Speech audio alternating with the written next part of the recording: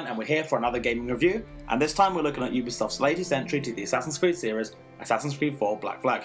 Assassin's Creed 4 Black Flag is a direct sequel to Assassin's Creed 3 in its modern setting and a prequel to its historic setting, with you playing as Edward Kenway, the grandfather of Connor from Assassin's Creed 3.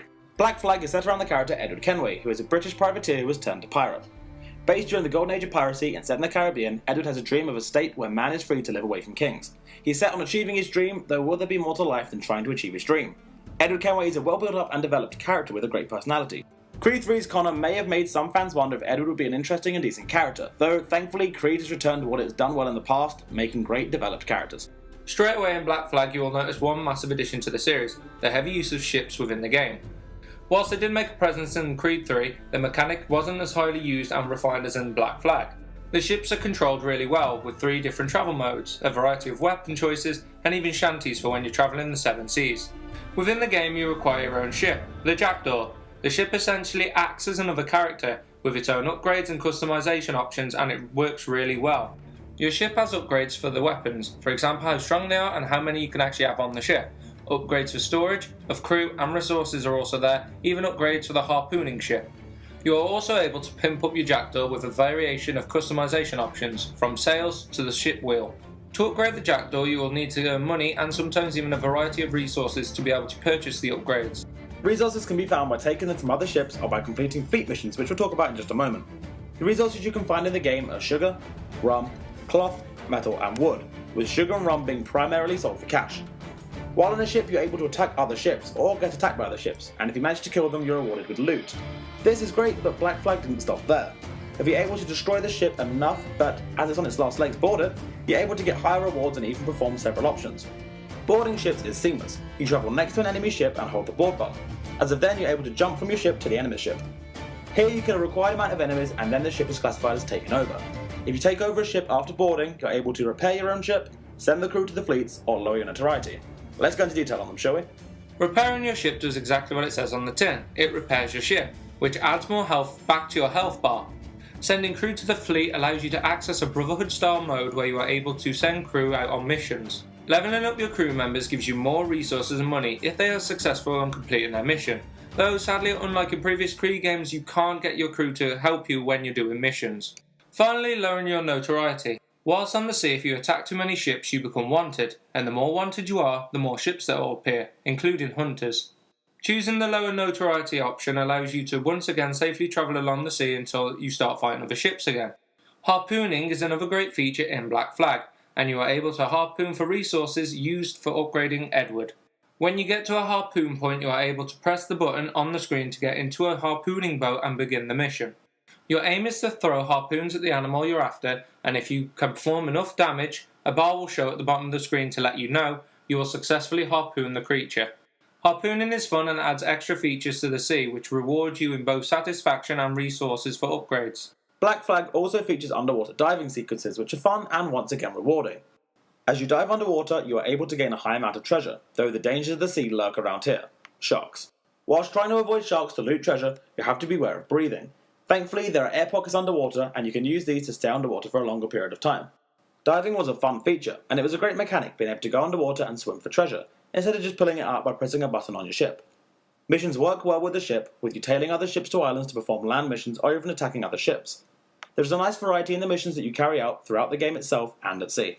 The only complaint about ship segments to us is that at times they can feel quite repetitive as you travel across the sea, though there is always plenty to do and find with harpooning, collectibles and other ships ready to attack at an instance. The Creed experience wouldn't be the same without land-based missions, as we all know and love, and it couldn't be any better this time round.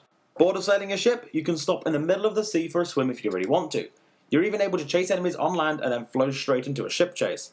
Going from ship to land and vice versa could have really been a long and somewhat bad experience, though the team have done a great job at streamlining it into the game. Well, we've talked about the ship segments for a while now, haven't we? So let's move on to the land. Black Flag works similar to previous entries in the Creed series, with not much changing drastically in the land segments. The fighting system is solid, and it's just slightly more refined in Black Flag, though the fighting system has been brilliant and still is, so there's no complaint here. The implementation of dual pistols and dual swords was nice, especially with pistols feeling more fluent in combat this time round. Edward himself has several upgrades, just as the Jackdaw does. His upgrades for health, darts, pouches, and outfits to name a few. Upgrades for Edward don't require money but do require resources gathered from hunting animals on sea and land. Hunting animals at sea uses the harpooning feature we mentioned earlier, whereas land hunting requires killing the animals and skinning them. Hunting was a key part of Assassin's Creed 3 and works well in Black Flag. It would have been nice for the hunting though, however, to be a more prominent role in the game, not just upgrading Edward's upgrades. Land missions are fairly similar to previous entries, varying from eavesdropping on a target to assassinating them. The land missions within Black Flag don't feel repetitive at all. This may be due to the fact that there is a mix of ship and land missions being more varied within the game. The map in Black Flag is humongous compared to other Creed games and is fully free roamable. To get to islands, you're able to sail your ship there and explore without the game telling you where to go. If you're playing on the PlayStation 4 version, which we were for the review, the map is controlled using the touchpad on top of the controller. This was a great way to control the map as it felt more comfortable to use your finger to glance around the map instead of moving the analog sticks into the correct position. Graphically, Assassin's Creed 4 Black Flag is beautiful on the last gen consoles, and by last gen we mean Xbox 360 and PlayStation 3. Though the next gen versions of the game, which are PS4, Xbox One and the Wii U copies, look gorgeous in 1080p, with the sea in particular looking gorgeous and the rain effects looking amazing themselves.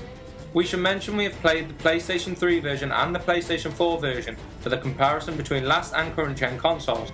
Assassin's Creed games have always looked good, though Black Flag blew us away with how nice it looked, especially due to how large the game was compared to previous titles. As expected, the soundtrack for Black Flag was excellent and made you feel as if you were a true pirate during the golden age of piracy.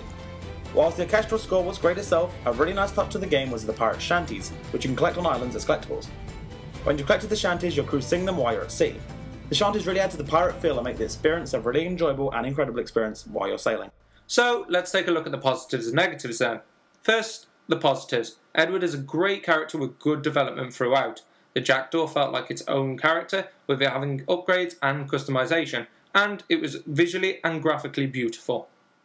Now on to the negatives. The game is very ship orientated. It would have been nice to be on land a little bit more, and sailing at times can be really repetitive and become more of a chore. Overall, Assassin's Creed 4 Black Flag is an excellent entry to the Assassin's Creed series. The reduction of the modern day missions may have been a bit of a letdown for some fans, though for others it was a relief as they enjoyed jumping into the historic Creed experience.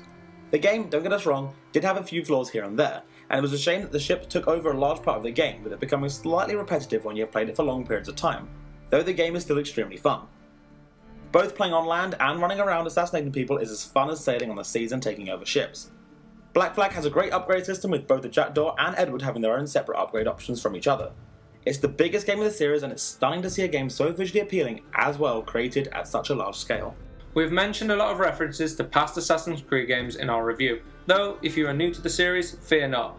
You can happily jump into Black Flag without ever playing any other of the Assassin's Creed games and have the same amount of fun and understanding of the story. If you're new to the series, you should be sure to definitely pick up and play Black Flag, though if you're a long-time fan and aren't sure whether you should pick it up, make sure you do. Black Flag captures a lot of the magic from the series which seems as if it was lacking in number 3, and makes a brilliant experience which you'll love every moment of. Assassin's Creed 4 Black Flag deserves a CNN score of 4 out of 5. Thanks for watching guys, feel free to leave a comment down below and make sure to like and subscribe and we'll see you in the next video. Thanks for watching guys, this is C&NOnline signing off. And he's a canny one. Knows his way round every crag and crevice of these islands. So if it's fortune and adventure you seek, then Captain Edward Kenway's your man. Only, don't meddle in his private affairs. For there's more mystery to that man than even I dare ask.